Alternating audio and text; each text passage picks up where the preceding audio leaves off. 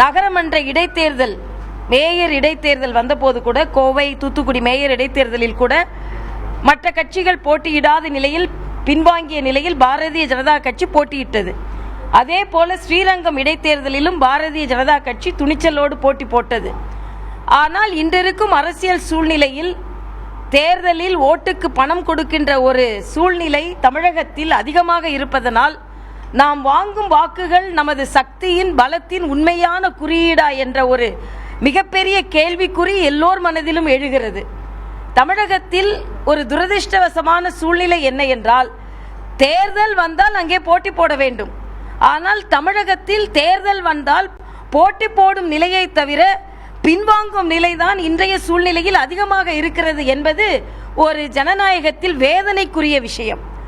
அதனால் இப்பொழுது தேர்தல் 2016 தேர்தல் வர இருக்கிறது. இந்த காலகட்டத்தில் இடைத்தேர்தலும் வந்திருக்கிறது. அதனால் நாங்கள் எங்கள் கட்சி நிர்வாகிகளோடு கலந்து ஆலோசித்து, கூட்டணி கட்சிகள் தலைவர்களிடமும் கலந்து ஆலோசித்து நாங்கள் முடிவு மேற்கொள்வோம். மேடம், இப்போ ஸ்ரீரங்கம் இடைத்தேர்தலில் நீங்கள் போட்டியிட்டீங்க மேடம். அப்போவுமே நிறைய பணம் கைமாறிச்சு, அந்த மாதிரியான குற்றச்சாட்டுகள் இருந்தது. இப்போ இந்த தேர்தல் எப்படி இருக்கும்னு நீங்கள் நினைக்கிறீங்க? என்ன மாதிரியான பிரச்சனை இருந்தாலும் அதை எதிர்க்க பாஜக துணிந்து செயல்படுவாங்க?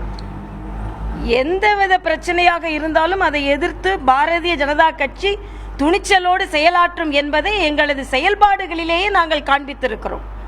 மற்ற கட்சிகள் பின்வாங்கிய நிலையில் நாங்கள் துணிச்சலாக போட்டி போட்டு இருக்கிறோம். எங்களது வேட்பாளர்கள் கடத்தப்பட்டார்கள், மிரட்டப்பட்டார்கள். ஆனாலும் நாங்கள் அதை எதிர்த்து ஜனநாயக முறைப்படி எங்களது கடமையை ஆற்ற வேண்டும் என்று நாங்கள் போட்டி போட்டோம். ஆனால் எதிர்கட்சி, அங்கே ஆளும் கட்சியில் போட்டி போடுபவர்கள் அதிக பணபலமும் அதிக அதிகார பலத்தையும் அவர்கள் பயன்படுத்தும் பொழுது நமக்கு கிடைக்கும் வாக்குகளின் குறியீடு உண்மையிலேயே நமது பலத்தை காண்பிக்கிறதா என்ற ஒரு மிகப்பெரிய கேள்விக்குறி எல்லா கட்சிகளுக்கும் ஏற்படுகிறது. ஸ்ரீரங்கத்தில் கூட நாங்கள் வாங்கியிருக்க வேண்டிய வாக்குகள் மிக மிக அதிகம். ஆனால் அங்கே பணபலமும் அதிகார பலமும் விளையாடும் பொழுது நமக்கு கிடைக்க வேண்டிய வாக்குகள் கிடைக்காமல் போகிறது என்பதனால் தான் எல்லா கட்சிகளும் போட்டி போட தயங்குகிறார்கள். இன்று கூட நீங்கள் பார்த்தீர்கள் என்றால், ஆர்கே நகரில் எப்படி நீங்கள் பொதுக்கூட்டம் போடுவீர்கள் என்று எங்களது கட்சி நிர்வாகிக்கு இப்பொழுது மிரட்டல் வந்திருக்கிறது. ராஜினாமா செய்த சட்டமன்ற உறுப்பினரே பேசி இருக்கிறார். ஆர்கே நகரில் நாங்கள் போட்டி போடுகிறோம் என்று தெரிந்த பின்பு எப்படி நீங்கள் கூட்டம் போடுவீர்கள் என்று கேட்டிருக்கிறார். இப்பொழுதுதான் எனக்கு தொலைபேசியில் அந்த தகவலை சொன்னார்கள். ஆக ஒரு கூட்டம் போடுவதற்கு கூட ஜனநாயகத்தில் மிரட்டப்படுகிறார்கள் என்றால் எந்த அளவிற்கு தமிழகத்தில் ஜனநாயகம் நிலவி கொண்டிருக்கிறது என்பது மிகப்பெரிய கேள்விக்குறியாக இருக்கிறது. தனிப்பட்ட காழ்ப்புணர்ச்சியில் இங்கே யாரும் யாரையும் எதிர்த்து பேசவில்லை. ஒரு ஆரோக்கியமான அரசியல் தமிழகத்தில் வர வேண்டும் என்பதை நாமெல்லாம் தெளிவான நடையில் நாம் நடைமுறைப்படுத்தி கொண்டிருக்கிறோம்.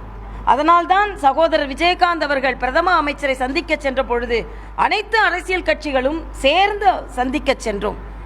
மரியாதைக்குரிய சகோதரர் ஸ்டாலின் அவர்கள் எல்லா கட்சி தலைவர்களையும் சந்திக்கும் பொழுது ஒரு அரசியல் நாகரிகம் என்று எடுத்துக்கொண்டோம்.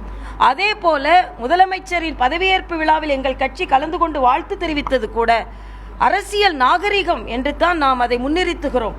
ஆனால் அந்த காழ்ப்புணர்வில்லாத அரசியல் நாகரிகம் இன்னும் வரவில்லையோ என்ற ஒரு கேள்விக்குறி சில நேரங்களில் நமக்கு எழுகிறது என்பதை மறுக்க முடியாது.